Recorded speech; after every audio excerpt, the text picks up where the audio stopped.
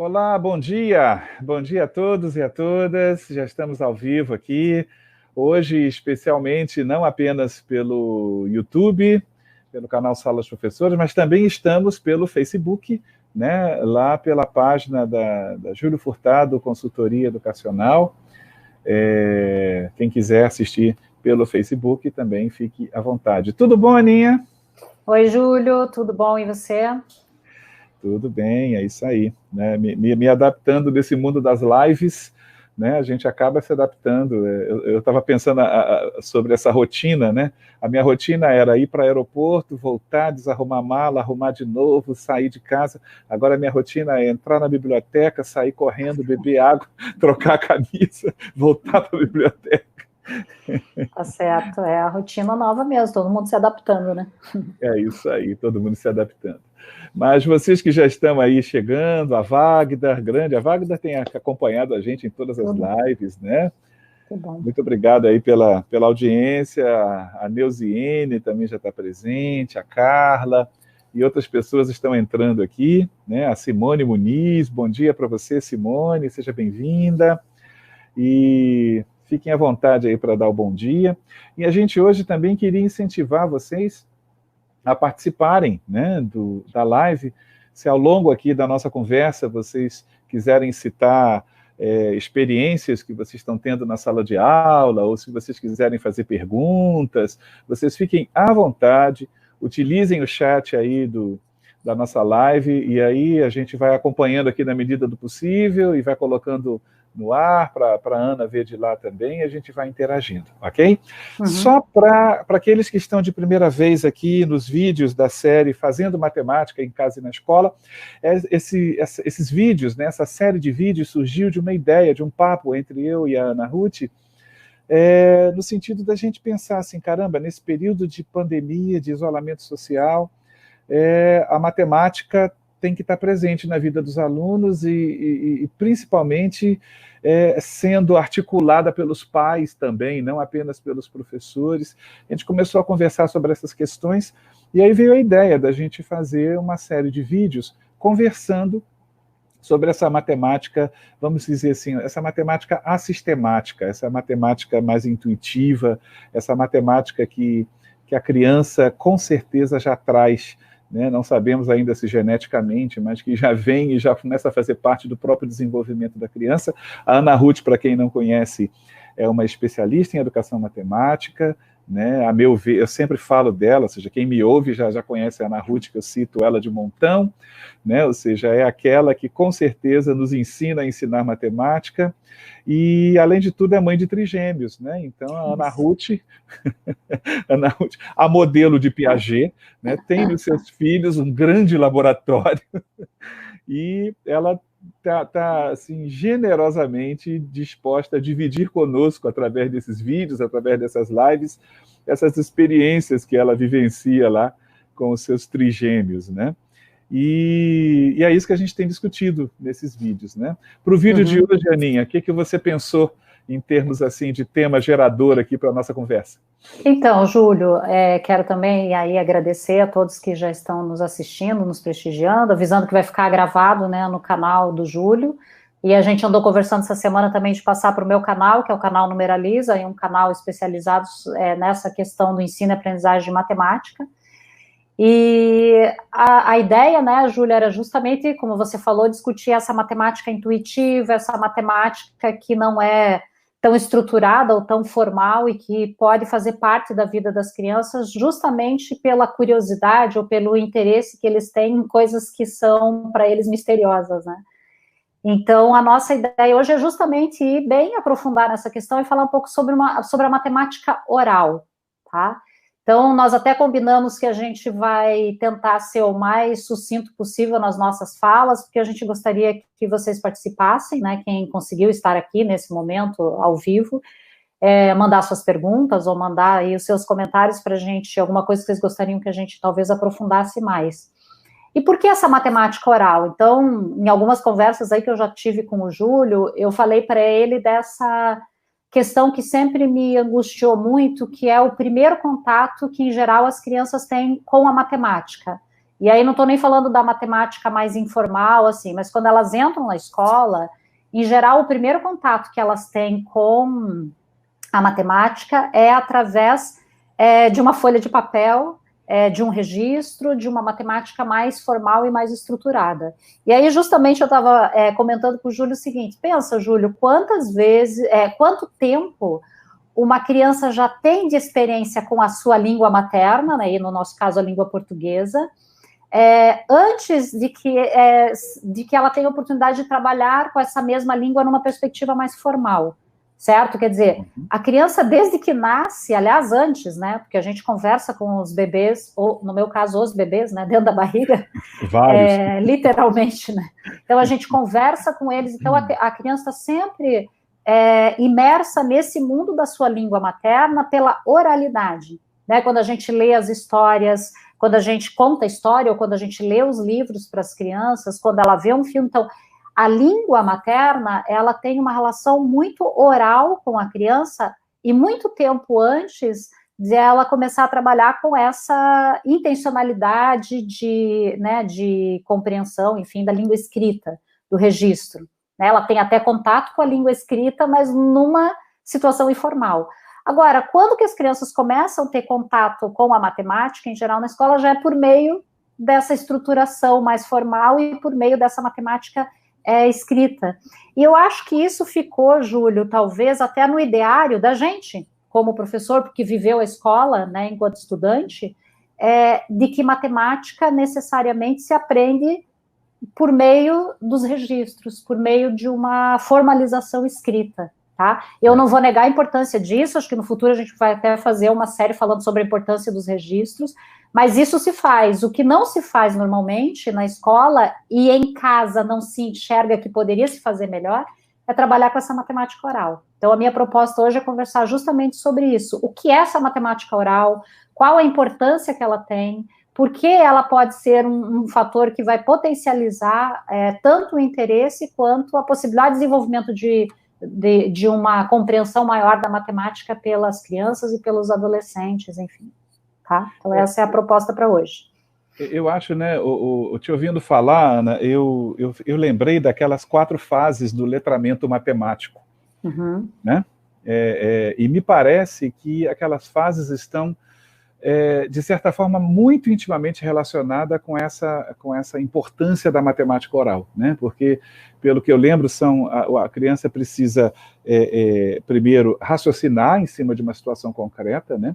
Depois ela precisa aprender a representar essa situação, né? E eu acho que essa representação, ela tem muito aí dessa matemática oral, né? Ou seja, para eu ir para o papel, eu preciso, em primeiro lugar, organizar a cabeça. Isso é que nem quando a gente vai escrever alguma coisa, né? Ou seja, eu, pelo menos, quando vou escrever, se não está pronto se está pronto, mais ou menos representado na minha cabeça, eu sento e flui. Agora, se não está, eu tenho necessidade, uma coisa que eu faço muito e funciona, é conversar com uma pessoa sobre o tema que eu quero escrever. Né, eu faço muito isso com as pessoas. Às vezes eu ligo para um amigo e tal, eu falo assim, estou te ligando para a gente bater um papo, eu estou querendo escrever sobre isso, né, e posso te contar o que eu estou querendo fazer? E você vai me ouvindo, interferindo. Depois daquela conversa, a coisa sai. Então há essa necessidade da representação oral, né, para ficar pronta, para que depois a gente possa representar de outra maneira. Né, e essa comunicação oral, ela faz parte dessa construção. Bacana, Aninha, eu acho que vamos lá então, né? Vamos conversar. Eu queria só aproveitar uma coisa, Júlio, do que você falou, porque eu acho que é bem importante a gente entender e deixar claro isso, que na verdade não são processos nem excludentes e nem eles não aparecem assim numa ordem, primeiro isso, depois aquilo. Como você disse, eu concordo, claro. Você tem que ter a ideia para poder pôr no papel, mas você já reparou que quando você vai registrar, quando você pega, óbvio que você tem que ter a ideia, como você falou. Eu conversei com alguém porque você está gestando aquilo dentro de você. Mas você nunca sentiu que depois que você escreve, você organizou melhor essa ideia? Quer dizer que é um processo de interação entre o que você tem, aquilo que você produz. Então, aí é que eu quero deixar bem claro, porque senão as pessoas talvez entendam assim, então vocês estão defendendo que se não tiver a oralidade primeiro, o registro, a gente não está colocando numa hierarquia, só nesse sentido que eu gostaria. Então, Agora, por que nós estamos dizendo aqui, ó, vamos valorizar o oral? Porque em matemática o oral é desprezado. Então a gente não quer nem dizer que ele seja mais importante, mas a gente quer dizer que ele tenha que aparecer e ser tão importante quanto. E é claro que com uma criança pequena, essa oralidade vai vir, de certa forma, primeiro, porque a criança ainda não domina os instrumentos necessários para registrar. Então, aí sim. Agora, só para deixar bem claro que a gente não está pondo numa hierarquização. Numa hierarquia, exatamente. Né? E quando o Júlio diz assim, não, primeiro eu tenho que ter ideia, com certeza. Porque se eu não tenho a ideia, até, Júlio, eu vou até citar uma coisa que me impactou muito uma vez eu convidei uma pessoa para falar sobre pedagogia holística, na época que eu dava aula de pedagogia na PUC, e as meninas questionaram muito essa questão da alfabetização, né? Porque algumas pessoas defendem que essa alfabetização seja mais lenta, porque pelo processo de seguir e respeitar o ritmo da criança, tem criança que está se alfabetizando só no final do segundo ano, do terceiro ano, na época seria a segunda série, né? Hoje seria o final do terceiro ano. E aí eu achei que o que ela falou foi brilhante, porque ela disse assim, não é que a gente acha que tem que necessariamente postergar, o que a gente acha é que tem que haver um trabalho de conscientização dessa língua e de compreender a língua como um todo, para que aconteça o seguinte, ela disse assim, ó, na perspectiva tradicional da alfabetização, né, fonética, o babebi bobu, uma criança, por exemplo, ao final do primeiro ano, ela já está alfabetizada, certo? Aquela outra não, ela ainda está naquele processo de descoberta, ela ainda comete bastante erro ortográfico, porque ela está nas suas hipóteses de escrita e tal. Então, vai passando os anos, essa criança que aprendeu pelo fonético dá a impressão que ela está sempre muito na frente. Quando chega lá que seria a quarta série antigamente, né? Ela falou assim, quando chega na quarta série, essas duas crianças já estão num pé de igualdade no sentido da gramática, etc. e tal. Só que ela falou assim, aquela que foi num ritmo mais lento, trabalhando com essa totalidade, hoje ambas sabem escrever, mas essa tem sobre o que escrever, enquanto que essa domina uma técnica e muitas vezes não tem sobre o que escrever. Eu acho que esse é um exemplo que me impactou muito e eu gosto muito de usar porque é isso. A técnica em si, os procedimentos, você passa a dominar. Mas onde está todo aquele conteúdo que vai te dizer sobre o que escrever? Que você sabe escrever, você sabe escrever, mas vai escrever sobre o quê? Né? Ou seja, a sua escrita não vai ser resultante da sua análise da realidade, da sua análise do que você lê, do que você tem contato. E eu, até complementando, Ana, eu acho que a oralidade não está ausente só na matemática, ela está ausente de tudo. Né?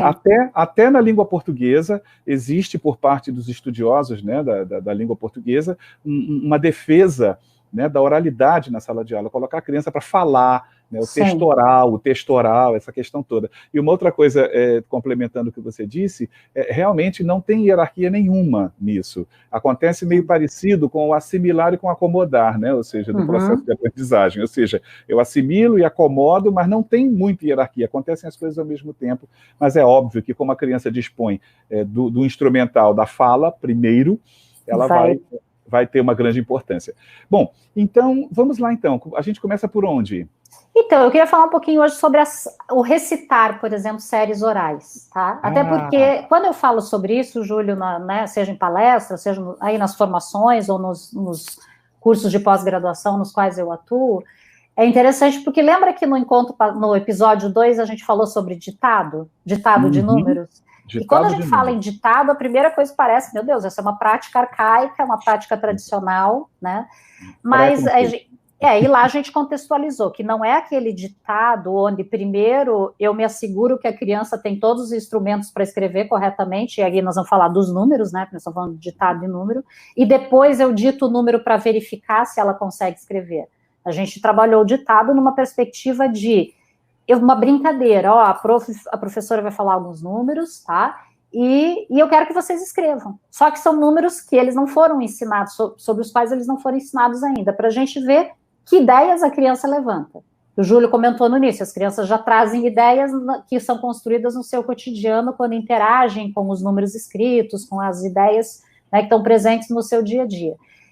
E a mesma coisa eu vou falar sobre o recitar, Júlio, porque quando eu falo no recitar, eu mesma, né, quando comecei a estudar isso, eu lembrava da minha época que a gente tinha que ficar recitando séries numéricas e muitas vezes ficar escrevendo. Você lembra disso? Que a gente escreva do 0 ao 100. Né? E aquilo realmente, no contexto pelo qual ele era apresentado, era uma atividade que se tornava mecânica. Mecânica em que sentido? Porque realmente se pautava na ideia de produzir um registro correto sobre alguma coisa que já te foi ensinada anteriormente, tá? Agora, quando a gente fala em recitar, e quer dizer, não, recitar pode ser importante, a gente vai pensar num outro aspecto, que não é o recitar algo que já foi te ensinado e você fica repetindo. É estimular a criança a recitar sequências, porque a gente já percebeu que elas gostam. Elas gostam de recitar, pode ver, criança pequenininha não gosta de contar, né? E se você estimula isso, aquilo para ela o faz, não porque ela acha que está, não pela intenção de aprender alguma coisa, ela faz pelo prazer da sonoridade. Ela vê os adultos contando o tempo todo, né? Não sei se eu comentei isso em de algum dos nossos encontros anteriores, me desculpe se eu for me repetir, mas eu falei a história das gotinhas da vitamina? Não sei se eu... Então, os meninos com 1 ano de idade, aqui em casa eu tinha aí meu laboratóriozinho, né? Minha pequena creche, né? O médico pediu que a gente desse vitamina C de manhã e à noite, 2 vezes por dia, né? De manhã e à noite. E eram 10 gotas. 10 gotas para cada um. Então, eu tinha que dar 3 gotas de manhã para cada um, 10 gotas de manhã para cada um dos 3, 10 gotas à noite para cada um dos 3. Então, o que eu fiz? No começo, criança não gosta de tomar remédio, né? Não quer, foge e tal. Então, eu fiz meio que um ritual. Eu dizia, vamos contar as gotinhas com a mamãe. Eles não falavam ainda, mas eles acompanhavam, né? Eu colocando na colherzinha e contando até 10. 1, 2. E aquilo para eles, lógico, era uma brincadeira. E eu, naquele momento, Júlio, nem fiz com intenção nenhuma matemática. A minha intenção era dar um jeito de criar um ritual gostoso. Eles beberam remédio. E assim, né? Vamos pingar as gotinhas e tal. E aí, passado um tempo, né? Isso, imagina, contando até 10, 3 vezes de manhã, contando até 10, 3 vezes à noite, aquilo foi. Então, assim, quando eles começaram a falar e quando eles começaram, né, a recitar, uma vez eu cheguei em casa, eles estavam brincando de fazer comidinha, e estava lá o Rafael, pegou um recipiente pequenininho assim, e quando eu vi, ele estava batendo, né, e contando 1, 2, 3... Então, assim, no fundo, né, imitando. Então, há um prazer nessa contagem. Eu acho que quem é mãe, quem é pai, quem trabalha aí com criança pequena, vê como as crianças gostam. Subir uma escada e contar, dar os seus passos e contar.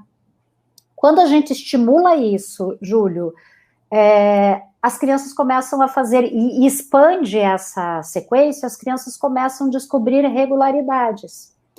E essas regularidades normalmente levam a criança a cometer erros. Que quer dizer o seguinte, quando a criança percebe que depois do 20, você vai sempre repetir o 20 com 1, o 20 com 2, o 20 com 3, depois o 30 com 1, o 30 com 2, as crianças começam a cometer erros como, por exemplo, eu estou contando 30, 31, quando chega no 39, em vez de falar 40, ela fala 30 e 10, 30 e 11, já viu isso? Já vi, muitas vezes.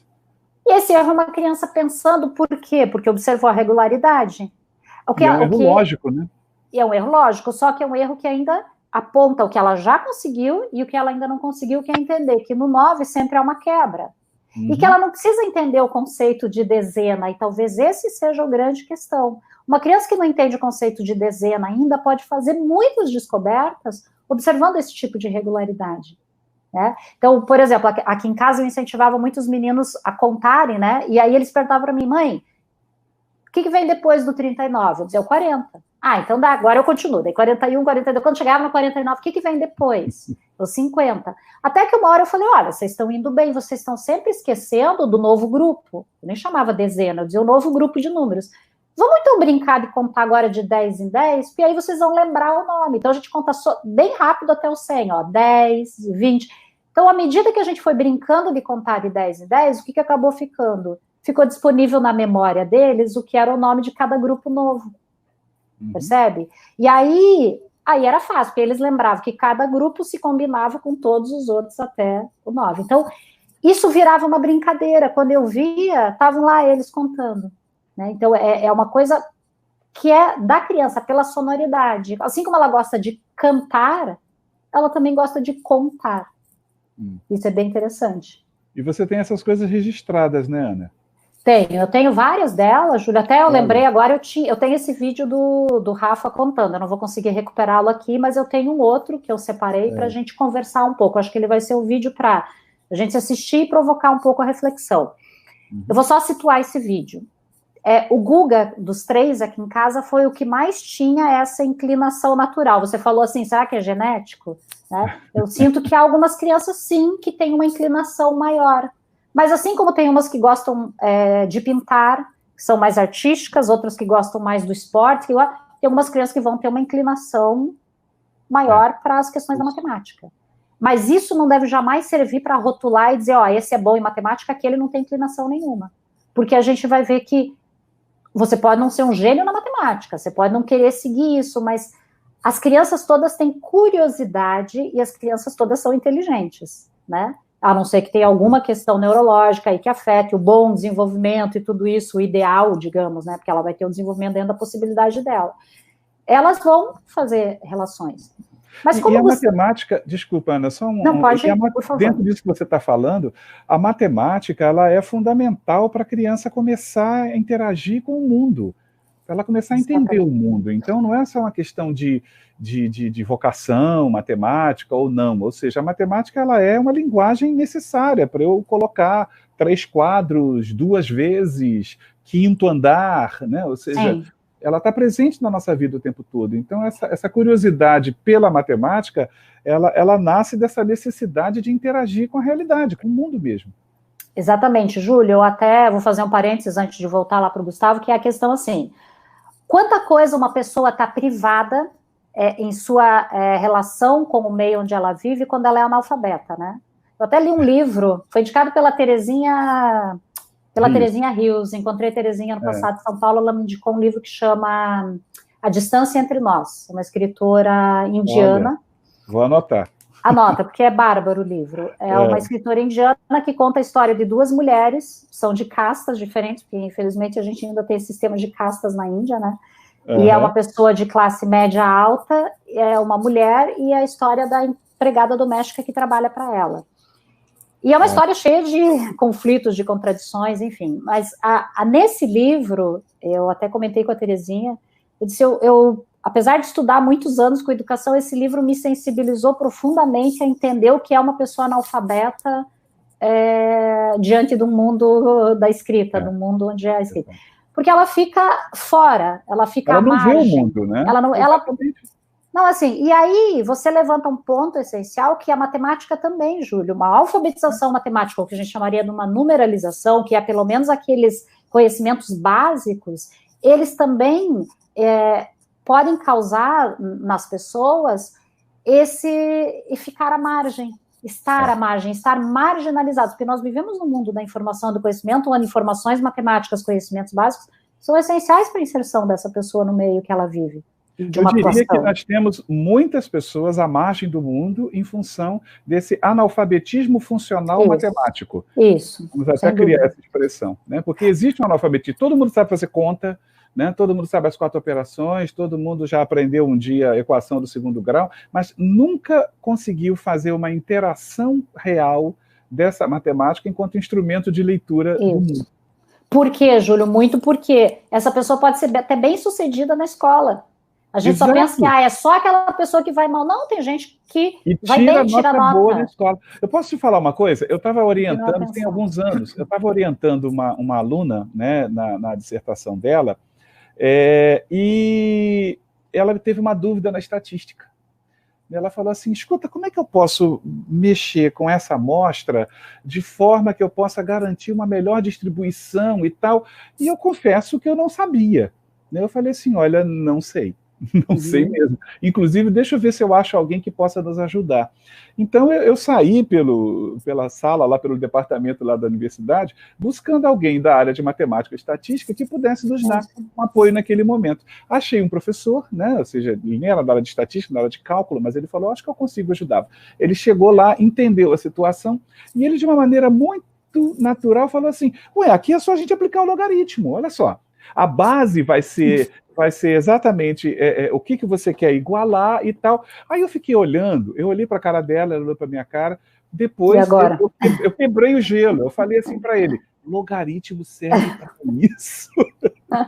Aí ele, você estudou logaritmo? Eu falei, claro que estudei logaritmo, só esqueceram de me dizer que ele servia para eu fazer um equilíbrio proporcional entre amostras, por exemplo, né?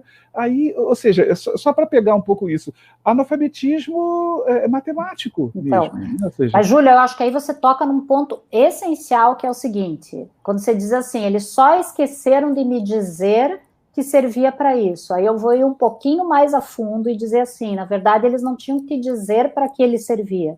Eles teriam que ter feito esse conhecimento do logaritmo ser produzido de alguma forma para você, como resposta a uma situação real na qual ele era usado. Você entende a diferença? É verdade, porque, assim, é verdade. A gente faz muito isso, ensino, tudo na formalidade e tal, isso aqui serve para isso e para isso. Isso é uma informação para a gente que entra por ouvido. Agora, e a gente entra nessa lógica. Então, você acha que não era possível lá, sei lá, na 7ª série, que seria hoje o nosso 8º ano, não, acho que logaritmo até mais para frente. Ensino médio. Ensino médio, quando você foi apresentado a esse conteúdo, em vez de você ser apresentado formalmente eles pelo conceito, exemplo e exercício, era ter levado uma situação prática. Você não sabia como resolver aquela situação, você não conhecia logaritmo, mas você ia tentar resolver por outras formas, que iam dar mais trabalho, iam ser mais demoradas, você ia ter que perguntar para o professor, você ia consultar seus colegas. Então, na tentativa de resolver aquilo, você criaria meios, tá? Que talvez não fossem os melhores, os mais eficazes, e aí sim, a partir daquilo, o professor poderia te ajudar a chegar até o logaritmo. Então, é exatamente essa inversão que precisa haver. A gente não tem que explicar para o aluno onde ele vai usar, a gente já tem que colocar o aluno para trabalhar em situações matemáticas, uma situação que ele precisa. Por exemplo, fração, para dar um exemplo aí para ficar na nossa área. Em vez de eu ensinar a fração e depois, você vai usar na receita, a gente pode criar situações nas quais a fração é necessária. Perfeito. Exatamente. Você está falando uma coisa, Aninha, que mostra o quanto a gente está contaminado, né, por esse modelo da matemática pronta. Sim, né? E, na verdade, o que você falou é fantástico. Ensinar matemática pressupõe eu encontrar na realidade problemas que, para serem resolvidos, vão precisar de instrumentos que a matemática oferece. Né? Ou seja, então, seria fundamental se os meus professores no ensino médio tivessem colocado uma situação problema e falado, e aí, como é que a gente melhora esses grupos aqui, equilibra? Tem uma maneira, né? Exatamente. Tu sabe que eu acho que eu estou desvirtuando até um pouco o nosso tema, tá? Mas não faz mal, acho que é. Eu achei isso fantástico. Eu estou lembrando de um professor que eu tive também no ensino médio, que com certeza ele não sabia disso, né? Ele não sabia disso tudo que a gente está falando aqui, mas era intuitivo. Eu nunca me esqueço de uma das aulas dele, em que ele entrou na sala de aula com uma placa de carro velha, né, na mão. Ele não entrava com nada na mão, a gente achava aquilo fantástico. Ele entrava com a caixa de giz, sem livro, sem nada, né? Era baixinho, ele entrou com uma placa de carro velha, e eu sou um pouco antigo, né? Ou seja, a placa de carro na minha época tinha 2 letras e 4 números. Amarela, né? E ela era amarela, cor de laranja. Eu lembro do professor entrando e com aquela placa, e todo mundo olhava para a cara dele, né? Cada dia ele levava uma coisa que chamava a atenção da turma. Aquele dia ele entrou, mexendo naquela placa, jogou a placa em cima da mesa, fazendo barulho, né? Aquele jeito, plá, não sei o quê. A turma olhando um para a cara do outro, o que vem por aí? Ele sempre armava as aulas assim. Aí ele tinha um preguinho assim no quadro, ele pendurou a placa no quadro, direitinho, né? Como é que essas coisas marcam? A placa ficou assim, penduradas assim, e a gente olhava para ele e ele, placa de carro, eu achei no caminho. Né? Aí eu olhei um para a cara do outro. Aí eu comecei a pensar no caminho, ele disse, quantos carros devem ter no Rio de Janeiro, né? Isso lá nos idos da década de 70, né? Ou seja, 70, 80... Bem menos. Bem menos, mas vamos chutar. Aqui no Rio de Janeiro deve ter uns 500 mil carros, vamos sei lá, 500 mil carros. E cada carro tem uma placa diferente, né, gente? Não é isso? Uma combinatória. A placa se repete... Ele não falou nada do que ele ia ensinar. Ele só começou, a gente não, tem que ter. Ele, pois é, aqui no Rio de Janeiro, não pode repetir placa. Mas a placa usa apenas 2 letras e 4 números, não é isso? Que coisa interessante. Junta aí com seu colega do lado, de 2 em 2, eu quero aqui em 5 minutos que vocês me apresentem como é que se faz para que não tenha nenhuma placa, Qual o máximo de carro que vai poder ter no Rio de Janeiro antes da gente discutir placa? Olha, a gente ficou 5 minutos que nem maluco, e vendo aqui, pá. E aí eu lembro que o meu grupo, né, a solução que o meu grupo encontrou foi assim, a gente só contabilizar. A primeira placa é AA0000, a segunda é AA0001. E aí, só que aí vai levar 10 anos para... Pois é, mas a gente achou que tinha descoberto a pólvora, e ele era muito sacana, ele encarnava tal, aí ele tal, brincava e tal. Eu só sei que no final ele falou assim, tem um jeito que a matemática ajuda para isso. E é o que a gente vai aprender hoje. Aí ele escreveu no quadro bem grande, chama-se Análise Combinatória. Ana, eu nunca esqueci a análise combinatória. É impressionante como é real. É por isso que me deu vontade de contar essa história. Né? Não, e eu acho que perfeito, Júlio, porque olha só, eu resumiria isso, e pode ser um tema aí dos nossos próximos episódios, assim... Será que a gente aprende matemática para resolver problemas ou será que a gente resolve problemas para aprender matemática? Nossa. Entendeu? Então, acho que é essa grande questão, porque a escola está acostumada que eu te ensino primeiro e você faz depois. É isso. Agora, com esse eu te ensino primeiro, a gente está percebendo que não está havendo a aprendizagem. E como não ocorre aprendizagem, ocorre a memorização de procedimentos, quando eu precisar usar, eu não sei. Como você falou, eu nem sabia que isso aqui faria. Então, eu tenho que aprender num contexto de resolução de problemas. Mas é aquilo que a gente falou, leva tempo, etc. Mas acho que o que nós vamos voltar para o nosso tema, Júlio, porque ele não vai fugir disso. Vocês vão ver que está tudo interligado. Em síntese, eu acho que o instrumento não pode vir antes do problema. Está me batendo isso aqui. Né? O conhecimento, porque assim, o conhecimento tem que surgir como resposta a uma situação. Foi o que aconteceu. Então, o que acontece? Você não sabe aquilo. Então, a gente diz, mas como que meu aluno vai usar a fração se ele nunca foi ensinado? Gente, ele não vai usar a fração tal qual nós conhecemos na sua formalidade, mas ele tem esse conhecimento que a gente vai chamar de intuitivo. E a própria frustração dele, de usando ele não conseguir resolver, vai dar isso que você falou, a vontade de eu querer conhecer. Agora, pensa que diferente seria se ele já tivesse colocado de cara análise combinatória e começasse a explicar. Cada um ia estar olhando para ele, mas assim, né, pensando nisso, pensando naquilo. Então, o que ele ganhou? Ele ganhou a atenção, ele ganhou a presença de vocês. Ele ganhou o interesse de vocês. E a partir do momento que você entendeu, ele não estava dando aula sozinho, ele estava fazendo um diálogo com as expectativas, com as curiosidades, com as frustrações até de vocês. Afinal de contas, naquele momento, vocês estavam abertos para isso. Né? E com criança, isso vai mais a fundo, Júlio, porque a gente vai explorar mais ainda antes de chegar nessa formalidade, nesse formal, nesse conhecimento. A gente vai muito além. A criança vai passar nesse processo. Tá? Eu posso dividir um vídeo com vocês aqui, Júlio? Vamos lá. Eu quero mostrar esse vídeo porque, assim, em função desse interesse do Guga, desse estímulo que a gente dava, aí quando o Guga aprendeu a contar até 99, né, e ele perguntou um dia para mim, mãe, o que vem depois do 99? Eu falei, o que você acha que vem? Aí ele falou, é o 100, porque a gente já tinha contado de 10 em 10, eu falei, o 100, e agora? Eu falei, agora é o 100 com todos os outros. Então ele começava, 101, 102, 103, daí 121, às vezes ele perguntava, mãe, o que vem depois do 129? Eu dizia, o 130. Eu falava 130, mas ele falava 101, 100, e eu não corrigia, porque era o jeito como ele estava compondo. É isso. E aí começou, quando ele conseguiu ir até o 199, e ele perguntou o que vem depois, eu disse, o que você acha que vem? Ele pensou e falou, vem 100 e 100. Porque, depois do 99 não vinha o 100, então... Eu falei, perfeito, Guga, exatamente, é o 100 e 100, só que o 100 e 100, ele recebe um nome especial, ele recebe o nome de 200. Aí 200. Aí quando chegava no 299, mãe, então o que é agora? É 299, é 200 e 100? Porque só que ele recebe um nome que é o tempo. Bom, aí vamos brincar de contar de 100 em 100 agora? Porque aí vira a brincadeira. Aí 100 em 100. E aí o que eles faziam? No 100 em 100, muitas vezes eles contavam 100, 200, 300, 400. Primeiro eu dei o nome e eles repetiam. Chegou um momento que a repetição deles já não era mecânica. E eu vou te dizer por que não era mecânica. Porque enquanto era mecânica, eles acertavam tudo. Quando deixou de ser mecânica, eles cometiam um erro que é fruto do pensar. Eles começaram a contar assim, 100, 200, 300, 400, 500, 600, 700, 800. O que esses 500 nos diz, Júlio? Que eles estão pensando.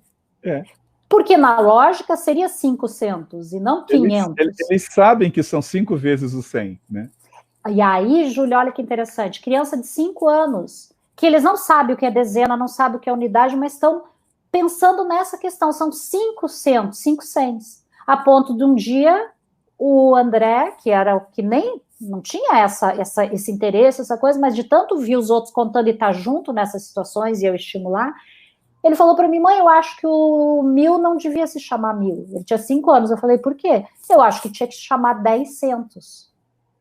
Então, note, pela brincadeira, eles não faziam registro. Você sabe que a escola que eles estudam não só trabalha na educação infantil com brincar, territórios de aprendizagem, não tem registro formal na matemática, enfim. Mas eu quero dividir o vídeo, porque um dia, aí o Guga, nessa brincadeira, um dia ele chegou para mim, mãe, eu aprendi a contar até 3000. E aí eu falei, tá, então você quer contar? Júlio, eu tive que ficar sentado e ele contando de um em um.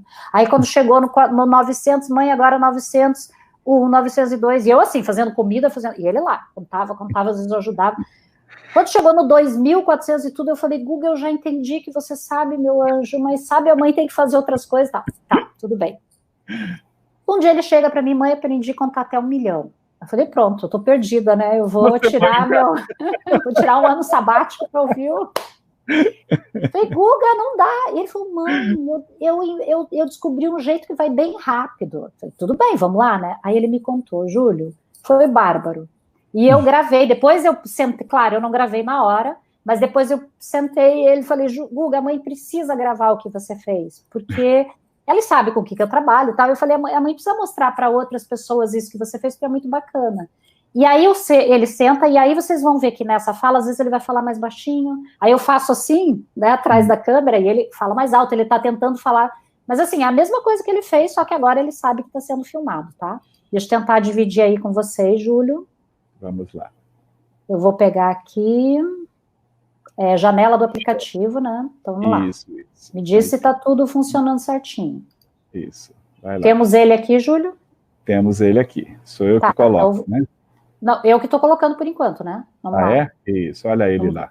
Se você quiser ampliar, pode ampliar também. O som tá alto? Tá.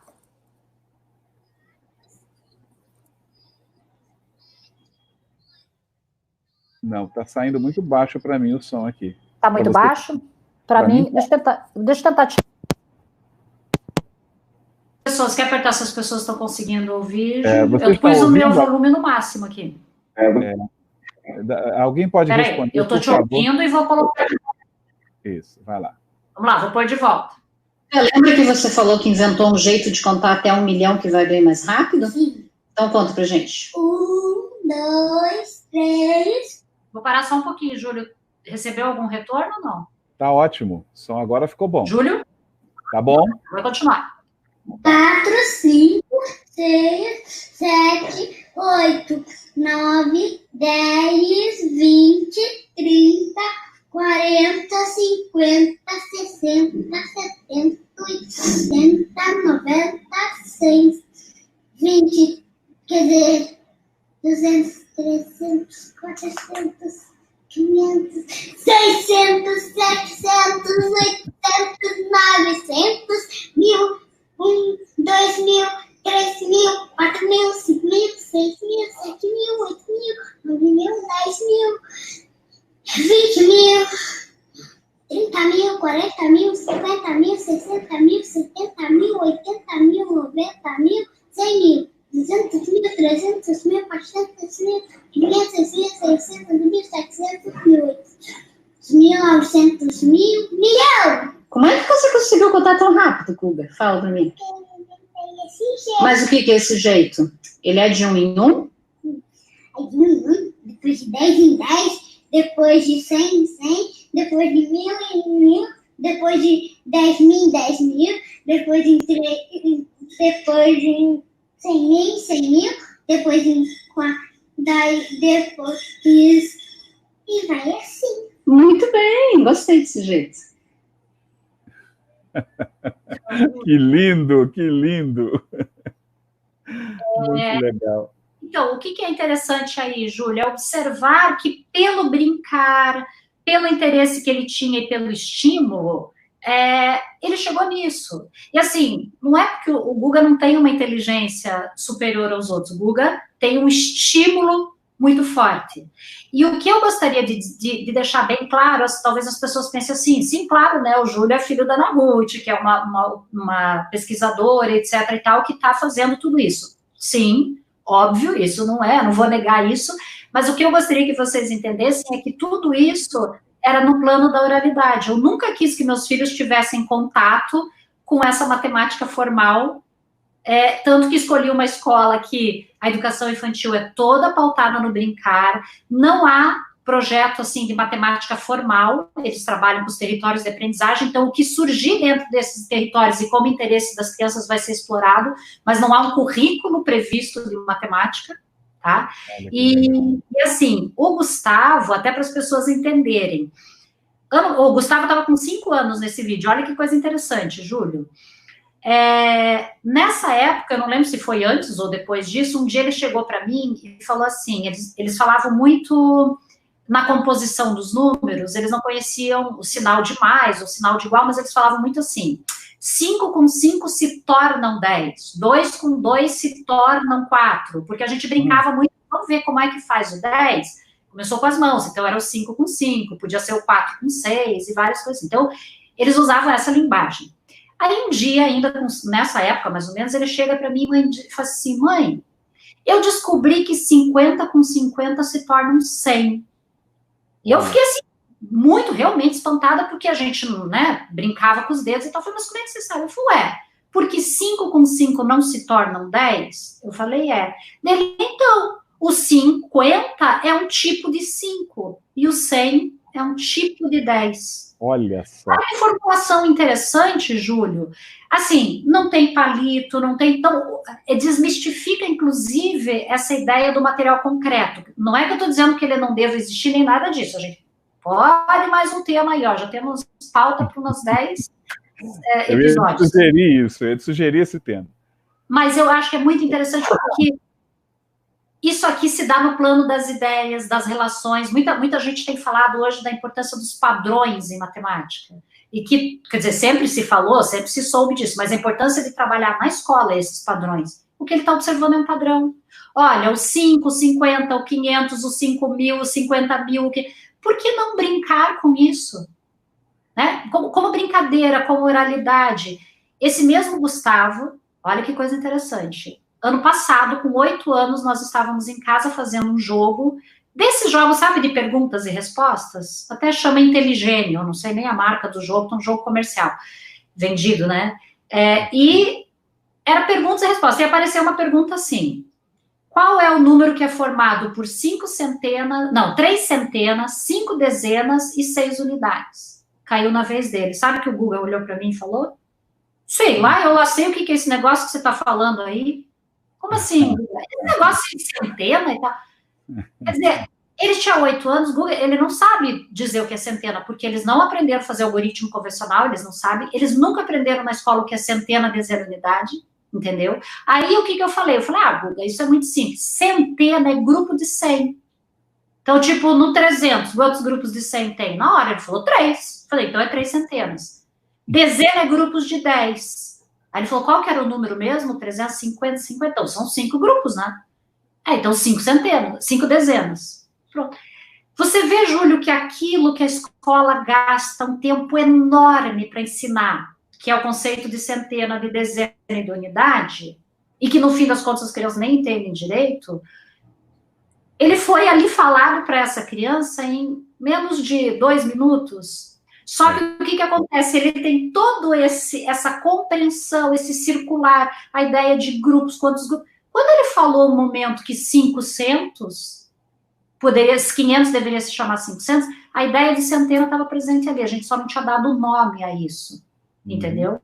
Mas por que a escola dá o nome? Porque a escola quer trabalhar essa formal para ele poder fazer a conta armada, unidade embaixo da dezena embaixo da dezena. O Guga até hoje faz cálculos interessantes, o Rafael e o André também, né? E as crianças, né, com as quais a gente trabalha na escola e tal, que a gente vai recordar. A gente fica de frente, eu estou aqui pensando, te ouvindo, Ana, a gente fica diante, e concordo com você que a gente tem que anotar esses temas todos aí, porque cada um deles vai ser uma live de 1 hora ou mais, mas a gente fica diante da seguinte situação: essa expectativa que a escola tenta atender da sociedade de oferecer o pronto para ir mais rápido, ela acaba acontecendo em detrimento do desenvolvimento de uma visão mais ampla de mundo, em detrimento de uma visão mais completa de mundo, e isso tem a ver com uma impaciência pós-moderna, com uma impaciência contemporânea, né, de se chegar lá, de se descobrir logo.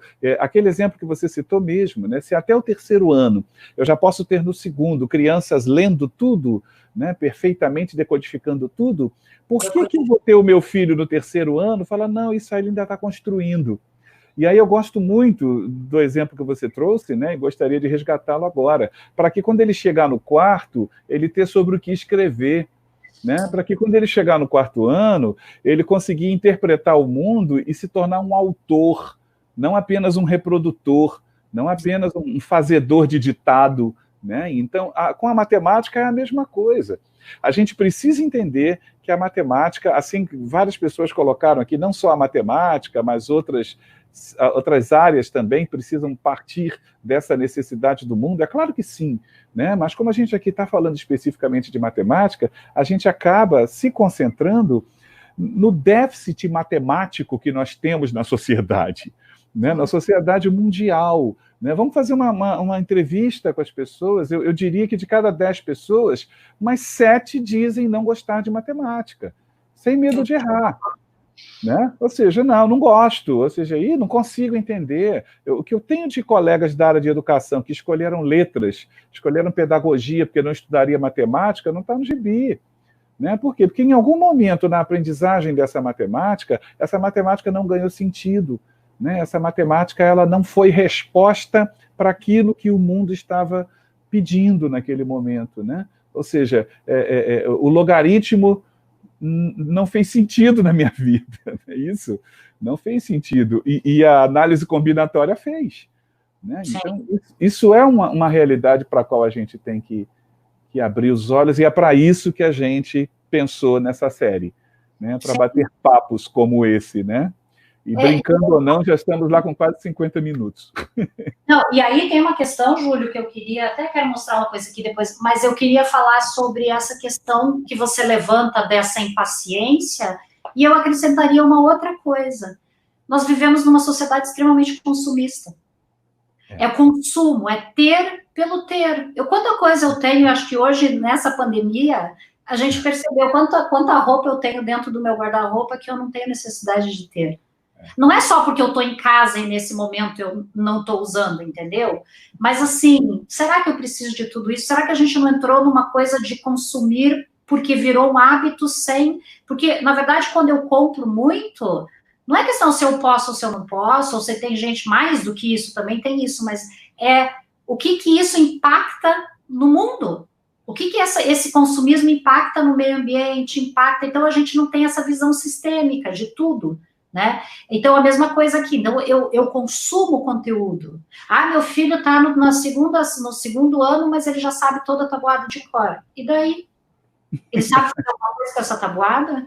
Ele já sabe fazer conta de dividir com 2 números. Não, isso, exatamente. Então, é bem isso, Julia. Eu fico pensando assim, bom... Mas isso ajudou ele a se tornar uma pessoa melhor, a compreender o mundo melhor, a interpretar o mundo melhor, ou isso ajudou ele a ter um pensamento mais racional, a um pensamento mais crítico, mais até do que isso, eu diria assim, isso em algum momento fez ele mais feliz? Quando eu digo feliz, eu estou falando assim, que para a criança, isso eu falo muito, Júlio, para a criança não existe o amanhã nesse sentido de justificativa para o que eu aprendo. Você pode estudar uma coisa que você acha muito chata, Júlio, hoje, porque você sabe que vai ser importante para você amanhã, entendeu? Daqui um mês, você vai precisar. Para a criança não existe isso, gente. O tempo da criança não é igual ao nosso. Então, se a criança não vê sentido naquilo que ela está fazendo no momento que ela está fazendo, e assim, para a criança, qual é o sentido? É o lúdico, é do prazer, né? Então, tem que ser... Eu queria mostrar ontem, aconteceu uma coisa interessante, porque eu fico muito pensando nessa assim, o que é, porque eu acho que aí você levanta uma coisa importante, que é o seguinte, só mostrar esse livro, porque... Não, eu quis deixar só você, acabei deixando só eu.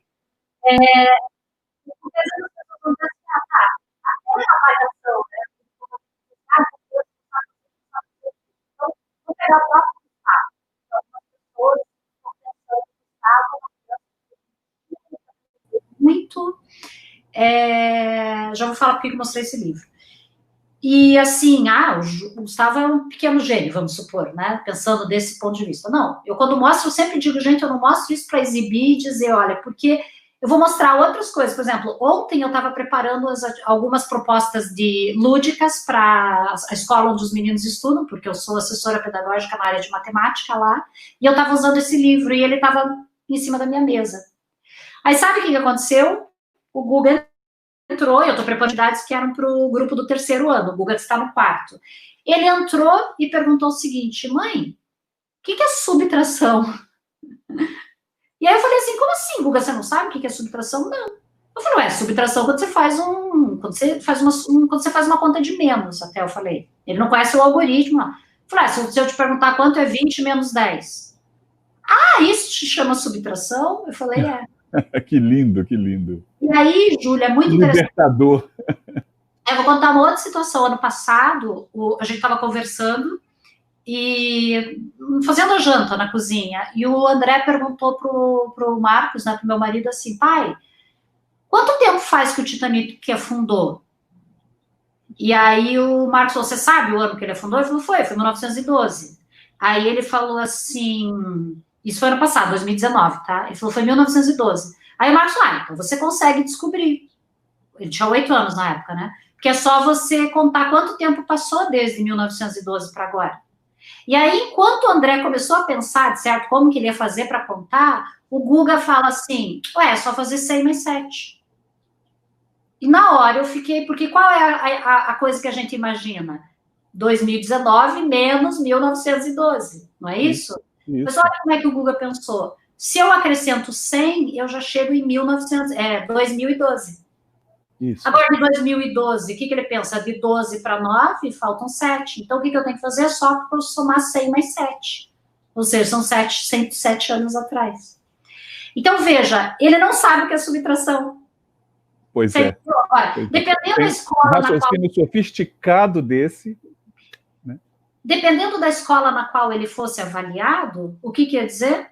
Ele ia tirar nota baixa em matemática. Baixa. Assim como o André. Hoje eu estou usando o Guga porque eu trouxe, mas nos próximos eu vou trazer os outros, até para vocês verem que realmente, às vezes eu falo, o Guga tem mais interesse, mas os outros que não têm também fazem essas descobertas muito interessantes.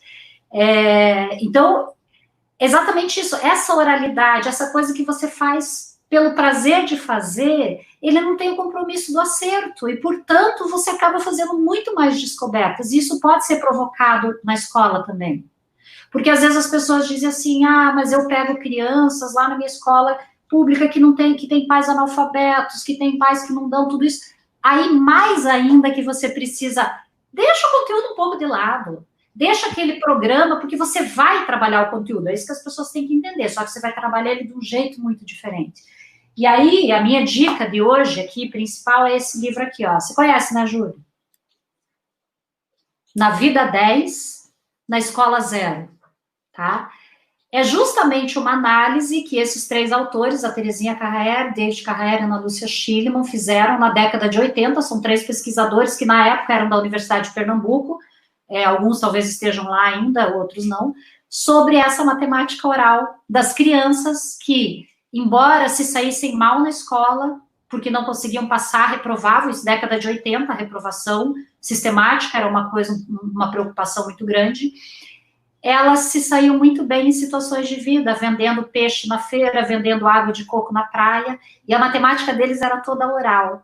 E nesse livro aqui, que é brilhante, eu tenho ele até como livro, eu não digo de cabeceira, ele está sempre do lado do meu computador, e eu estou sempre consultando e voltando, porque é fantástico esse livro, eles vão falar justamente sobre isso. E quem lê esse livro e entender o que eles estão falando aqui, vai perceber que a gente tem que mudar a forma como se ensina matemática na escola, sem dúvida.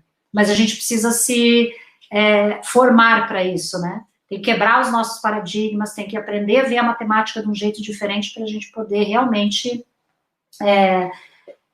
proporcionar isso na escola. É isso, é isso.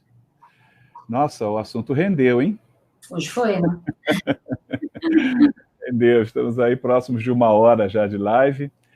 E eu acho que é importante esse gostinho de quero mais mesmo, né? Ou seja, a série foi pensada para isso, para em cada vídeo a gente ter um foco, mas isso não impede a gente de fazer diversas outras reflexões análogas, né? E aqui a Wagner está confirmando a recomendação, né? E reforçando aí a indicação do livro, né? É bacana, ela confirma a recomendação, excelente esse livro. Bacana isso. E é verdade isso, eu também lido com alunos, né, com crianças de comunidades e que vendem, por exemplo, uma vez eu encontrei um menino que vendia pipoca no trem, né, esse tinha ficado reprovado 3 vezes no 2º ano. Ele vendia pipoca no trem e eu, conversando com ele, perguntei, como é que você sabe que você está ganhando dinheiro? Né? E ele falou, ué, eu compro um saco de pipoca, eu pago R$12. Eu falei, quantos sacos de pipoca tem dentro? Ele tem 50 sacos. Eu falei, quanto que você vende cada saco de pipoca? Eu vendo a R$1.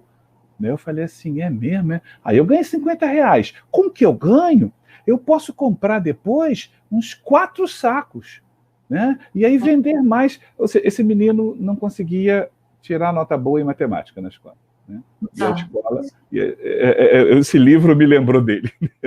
Exatamente, são histórias como essa que eles contam ali, Júlio. Exatamente. Eles vão vendo quanto sofisticado as crianças faziam cálculos sofisticados mesmo. Super sofisticados. Essa realidade. Aí onde é que está o problema, né? Vamos deixar no ar essa pergunta. Onde é que está o problema? Né? Será que é realmente no nível de aprendizagem das crianças? Eu sempre falo, será que nós temos tantas crianças com deficiência de aprendizagem, como a gente diz que tem, ou será que a gente tem muito mais problemas de deficiência de ensinagem, né, que a gente está precisando cair na real?